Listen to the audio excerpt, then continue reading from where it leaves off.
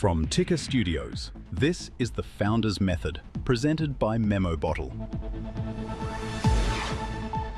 Plenty of businesses dream about opening a retail store, but what does it actually take to make it real? I'm Jonno Byrt. And I'm Jesse Leeworthy, and this is The Founder's Method. This is a show where we get into the real story behind how founders build, break, and rebuild businesses. He launched his business at the end of 2020 with one product, a pair of socks. It's now an award-winning multi-category apparel brand doing over $1 million a month online, and he's now opening physical stores across Australia. Our guest today is the co-founder of Paire, Nathan Yun. Welcome, mate. Thanks, guys. Welcome to the show. We met at the Smart Company Awards when you got inducted into the Hall of Fame. Yes, pretty cool. It was a fun night. That was a good night. Unexpected, totally unexpected. Yeah. So let's talk about, you launched Paire at the end of 2020 and you had one product. What was it about socks that you felt needed to be reinvented? Well, if you look at socks, it actually had a lot of problems. And when you start a startup, you would always want to start with problems. Because when there are problems to solve, that means there are opportunities.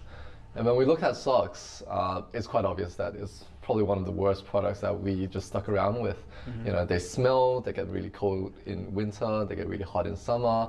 I wear ankle socks, so they slip off my heels.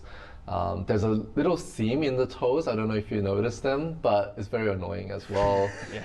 There's just a bunch of things in socks that I think if you really think about it, you would also hate. Mm-hmm. So we thought, okay, this is a small product, but with a lot of problems to solve. So, you know, let's have a look at it. Okay. Yeah. So you started with socks. Yep. And then soon after, you jumped into towels. Yeah. It's a little bit of deviation away from what you'd expect. What was the thought process there? Yeah, towel was our second product to launch, which was very interesting. A lot of people asked us about it. I did study a lot of D2C brands when I started Paire and during the process of starting it. One thing I noticed is a lot of brands, they try to pivot out of this one product brand. They try to branch out into multiple categories, but they find it very difficult because people already know them for what they do best. Mm-hmm. Let's say Casper is a mattress brand. Byrt is a shoe brand. Not anymore now, but interesting pivot. Yeah, interesting pivot now.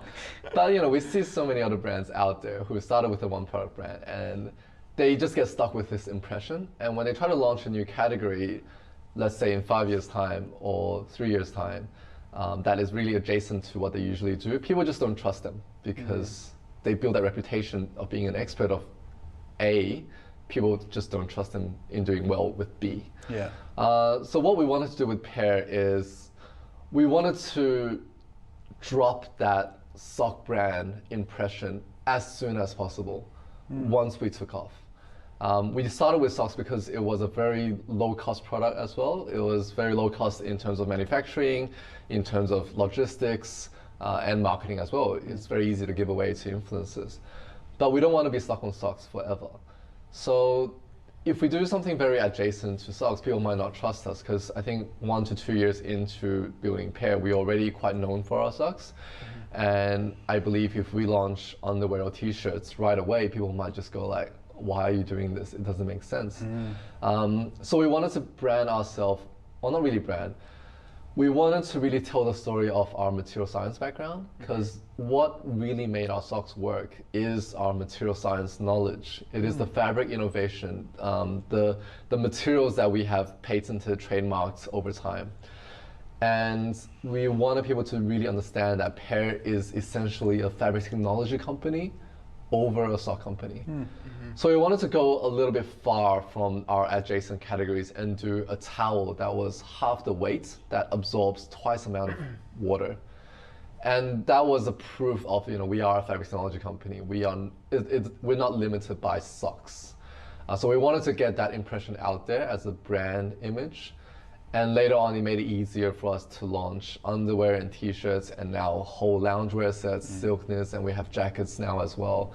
And it just proves that Paire is more about fabric technology, the material science, rather than we are a sock brand. I love that. Fabric technology, the thread that ties it all together, pardon the pun. Nice pun. But yeah. Sorry about that. Been thinking about that the whole show. Yeah, no, I was trying. Come on, keep going. I was trying not to smirk, Yeah, but so in this, like during this category expansion, when did you feel that like going into retail was an option? So we were in to Paire for about 3 years, but I guess around the second year we started thinking about offline. We never wanted to see ourselves as an e-commerce business or a D2C business, just as, you know, like putting that one label across ourselves. Because at the end of the day, we're just a business, and e-commerce is just a platform, it's just a channel. And because our biggest strength is in our materials, it is all these materials that we have created, we have self-developed, we have trademarked, that people have never heard of, they've never seen, and no one else on the market sells them. So when we try to educate people about our materials, let's say our socks is made with merino wool and organic cotton, people have never seen a product like this. They don't know how it feels like, what it does. And they really need to touch and feel it and experience it themselves in order to know the difference. Yeah. So going offline has been a thought that's been on our mind for a very long time. And we started with pop-ups. Some pop-ups failed really badly. But yeah, it was something that we were thinking about. What were the biggest learnings from those failed pop-ups? Well, we had this pop-up in the Glen, if you guys know. Yeah, I know the Glen quite well. That was one of our first pop-ups, I think probably our second year. We went there with some socks, we set up with a booth. We probably didn't spend any money on the setup, almost. And the rent was super cheap. Vistaprint banners and things. Yeah, like we just printed some banners, like $100 or something. Love it, yeah. And we just bought like 2 boxes of socks, like try to sell it like a marketplace. It went horrible. It was like a disastrous pop-up. We probably sold like, I don't know, $200 worth of socks over 2 weeks time. It was horrible. Okay. And what we learned from that is, one, location really matters. The traffic that you get at the Glen are just grocery shopping people. People are actually just going straight to the groceries, straight to the market, straight to Coles or Woolies, or bubble tea. Yeah. That was it. That was it. They're not even there to socks. Yeah. They weren't there to shop. They're not there to buy socks. Yeah. 2 is also the setup. I think we also learned that you do have to invest. Like a good product wouldn't really shout itself if you don't put the right setup around it. So I think these 2 were the biggest learnings we got from that fail pop-up, I would say. Yeah. And then I think a year later we had another opportunity to do a pop-up at QV. And because location was such a big learning from the Glen, so we were looking at, where else in Melbourne makes sense for us? And I guess in the city, first of all, city makes sense. And then the next will be whereabouts in the city. Is it QV? Is it Melbourne Central? Is it Emporium? And we talked to some of them, and I guess QV had the best, overall a best looking opportunity. Yeah. Okay. So we did a 6-month pop-up at QV, and we took the learning. We invested a lot more in the build of the joinery of that pop-up, and 6 months later we actually broke even on that pop-up on all the investments we had, which was a surprise because we spent an amount of money to imagine it as a permanent store. And we were expecting to make it back maybe in a year if it goes the same. Yeah. But it turns out that pop-up was well. Yeah. Yeah, it's amazing that it was such a good success. Like, how did you know that you were then ready to step up to a big store?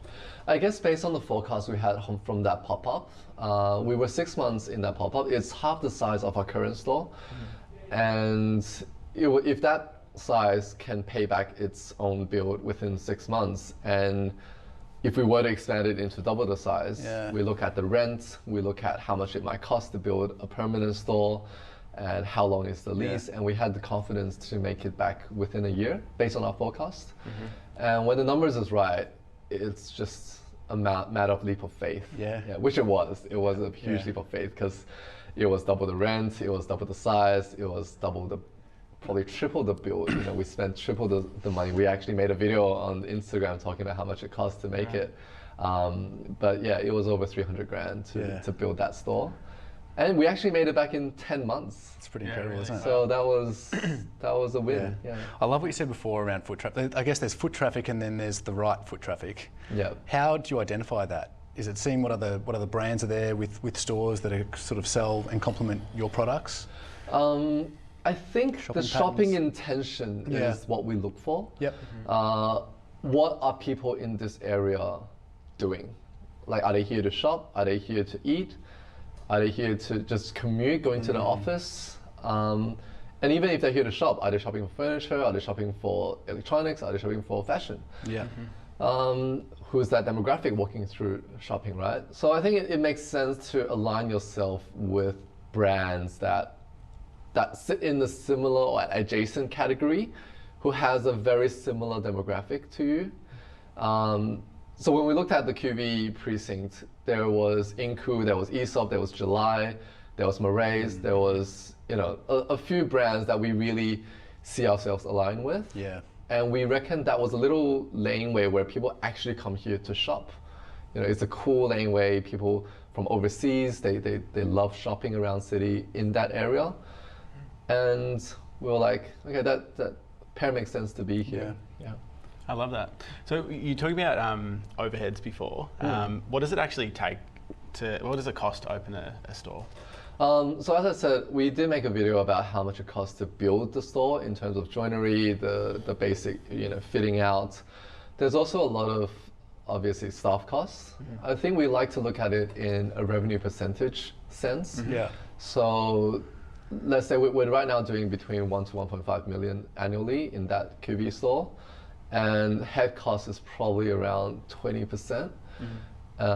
Rent is probably like 15 to 20%-ish overall.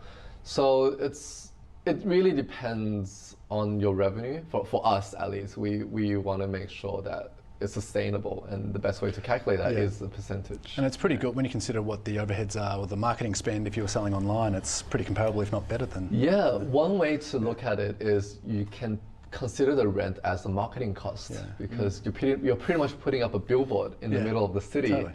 And in the early days, we have a lot of people walking past and just wondering, oh, what is this brand? And they just Google Paire.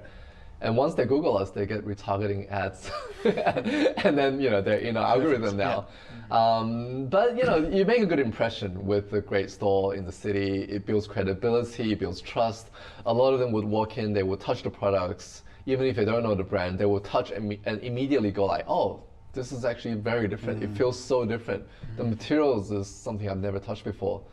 And that impression really matters. They will go home and think about it, and it drives down the CAC overall. Totally. At the end of the day. So it's been complementary to online sales. It has definitely been complementary, especially with revenue. Like, I think I'm not sure about you guys, but for us, e-commerce has its good days and bad days. It has its good seasons, bad seasons. But having an offline store kind of offsets that risk a lot. Whenever e-commerce is doing well, offline might be doing average. But the best thing is whenever e-commerce is doing bad, usually you have a very steady stream of income from offline. So that's what we love about it. Beautiful.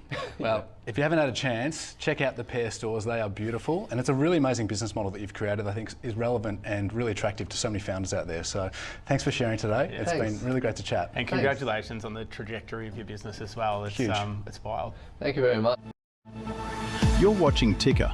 The Founders Method is presented by Memo Bottle. For more, visit memobottle.com.